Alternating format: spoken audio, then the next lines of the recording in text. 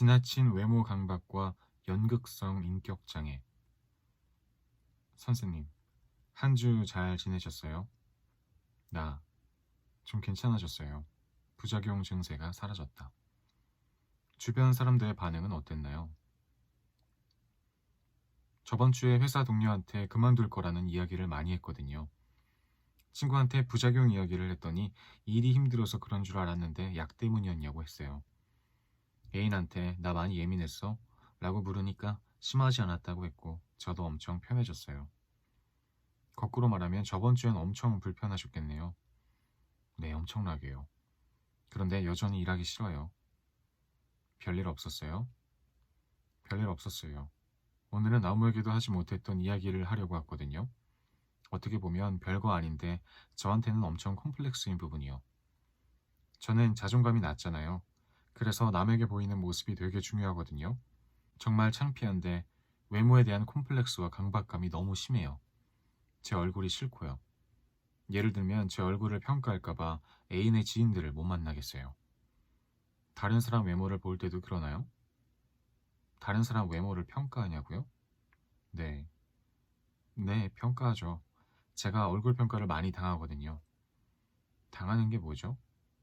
당한다는 말이 좀 웃기긴 한데 저로서는 당하는 느낌이에요.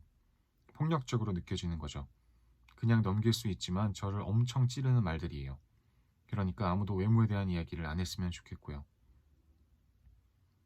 지금 용기 내서 말하는 거라 두서가 없는데 그냥 검열하지 않고 말할게요. 여자들은 저를 예쁘다고 하는 사람이 많은데 남자들은 별로 없거든요. 인기가 많지 않아요. 예를 들어 여자들은 다른 사람한테 우리 회사에서 제일 예쁘네 이런 식으로 소개할 때가 있어요. 저는 그게 너무 싫어요. 얼굴 평가로 이어지니까요. 지난 여름에 친구와 친구의 지인은 남자를 만나러 갔는데 친구가 그 사람한테 저를 회사에서 제일 예쁘네라고 말한 거예요. 그래서 제가 친구한테 그런 얘기를 왜 해? 그렇지도 않은데 하니까 친구는 왜? 그냥 주관적인 평가지 하고 넘어갔어요. 그런데 그 남자가 저를 무안하게 했어요. 회사에서 제일 예쁘다고 그러던데요? 이러면서 조롱하듯이. 그걸 조롱이라고 느꼈나요?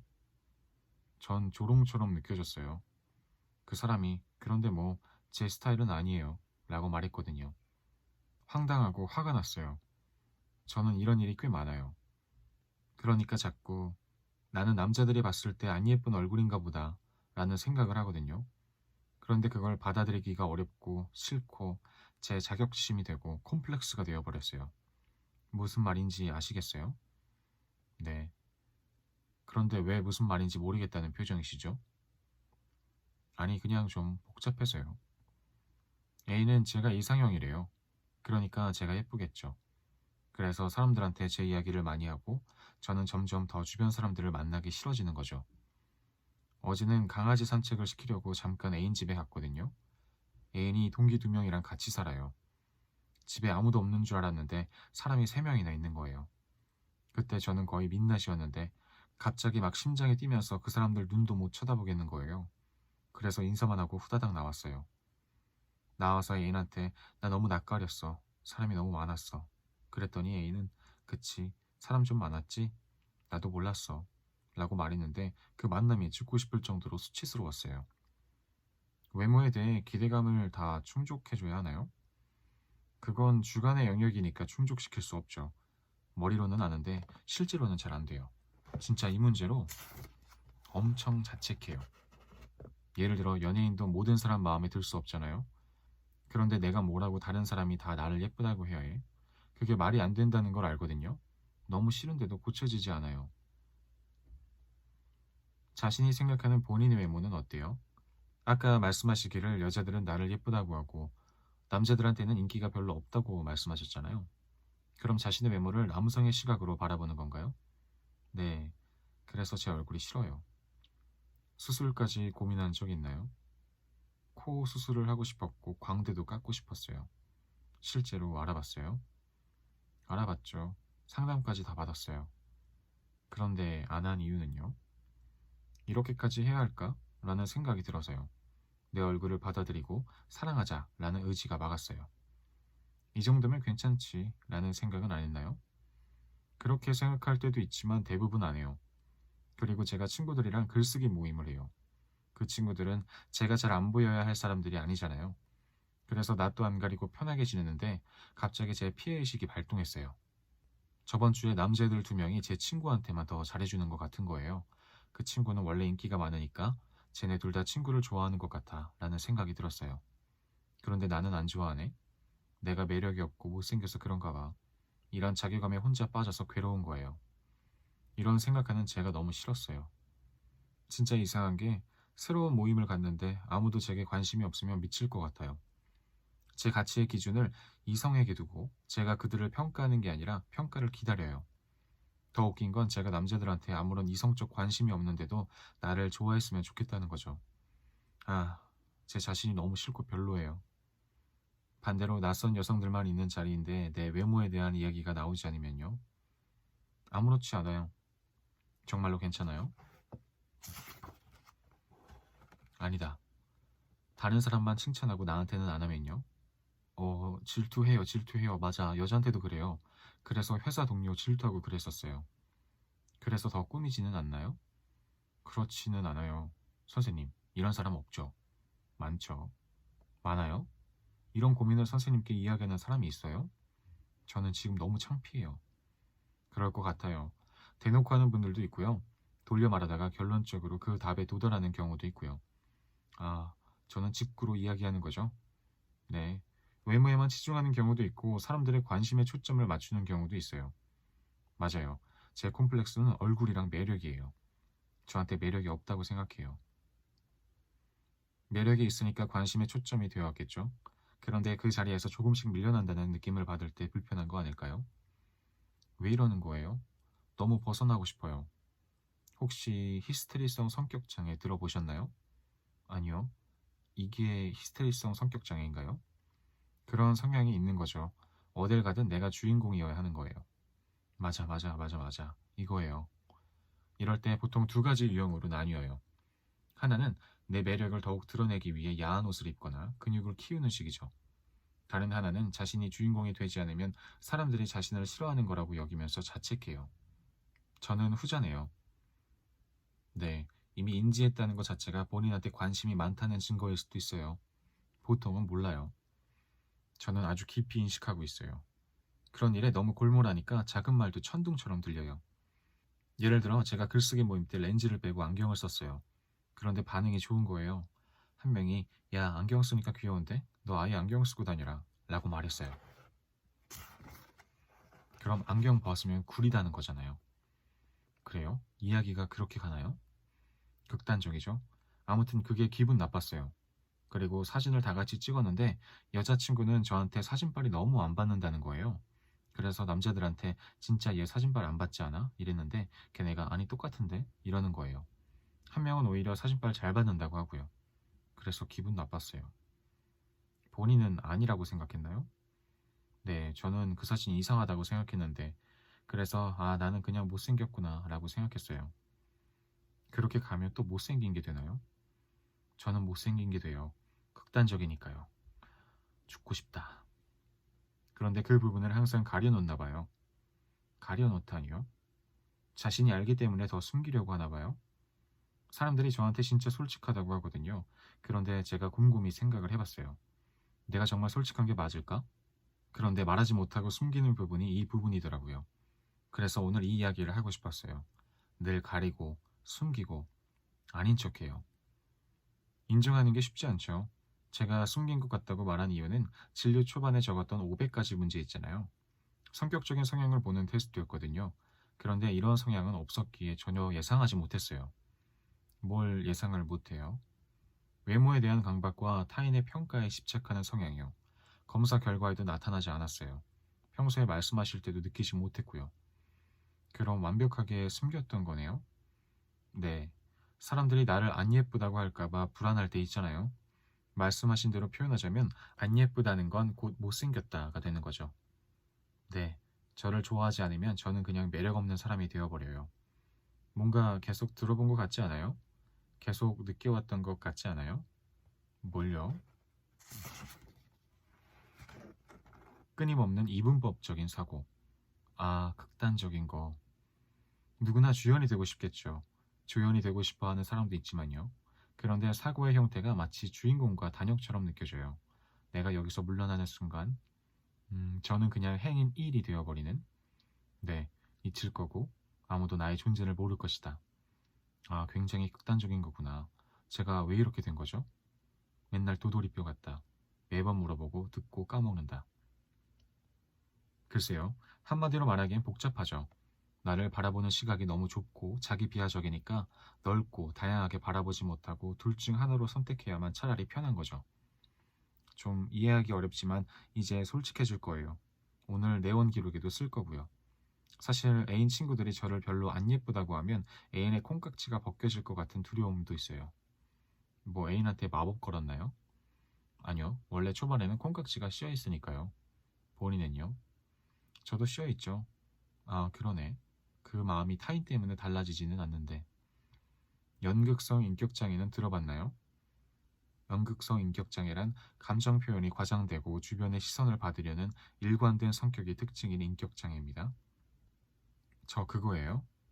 아니요. 성향은 있어 보이는데 딱 일치하지는 않아요. 다만 밀려나는 걸 두려워하는 것 같아요. 밀려나더라도 한 계단, 두 계단씩 내려올 수 있는 건데 마치 누군가가 야, 너 내려와 하는 잡아당기는 느낌으로 받아들이죠. 실제보다 더 큰 두려움이 불안감을 유발하는 것 같아요. 일종의 강박이죠. 저는 자기 객관화를 잘하거든요. 제가 못생기지 않은 건 알아요. 그런데 예쁘지도 않죠. 그냥 흔한 걸 아니까 제 자신이 더 싫어요. 연예인들이 그런 말 많이 하잖아요. 누가요? 장동건 같은 사람이 내 얼굴 평범하다고 하는 그런 망언 시리즈? 맞아요. 미쳤나봐. 자기 자신은 그렇게 생각할 수도 있죠. 지금 말씀도 어쩌면 그런 망언과 비슷할 수도 있어요. 누군가 나를 되게 예쁘게 바라본다면 지금 발언이 잘난 척하는 거로 보일 수도 있죠. 벗어나고 싶은데 어떻게 해야 할까요? 강제적으로 될까요? 외모를 평가하는 시선에서 벗어나고 싶어서 꾸미지 않고 다닌 적도 있어요. 화장도 안 하고 옷도 큰 것만 입고 그게 상처받지 않고 마음도 편하니까요. 그랬을 때 인정받은 적은 없었어요? 없는 것 같은데요. 다른 사람이 오늘 예쁘다고 했다던가. 아, 그런 적이 있긴 했다. 그러면 도대체 어디까지 밑으로 가야 할까요? 그러게요. 전에 남자보다 여자를 좋아했을 때가 있었어요. 그때 오히려 남성 중심적이었던 시선에서 벗어났었어요. 여자가 좋으니까 남자한테 잘 보일 필요가 없고 남자가 날 좋아하지 않아도 상관없었거든요. 심적으로도 편안했던 것 같아요. 못생기지는 않았지만 예쁘지도 않아 라는 생각을 하신 것처럼 난 이쪽에도 있지 않고 저쪽에도 있지 않아. 분포도로 보면 가운데보단 조금 위에 있겠지 정도로 생각하면 되잖아요. 그럼 되다니요? 그 상태에서 내가 이 정도고 사람들의 기준은 다 다르니까 이렇게도 저렇게도 볼 수 있겠지 라고 생각할 수 있잖아요. 선생님, 저는 그런 연습을 많이 해요. 너무 잘 알고 있으니까요. 그런데 어제처럼 예기치 못한 순간 애인의 친구들을 마주치면 그 생각이 안 들어요. 부담이 생기는 건 당연하죠. 거꾸로 내가 애인 자랑을 많이 했다면 애인도 부담을 갖겠죠.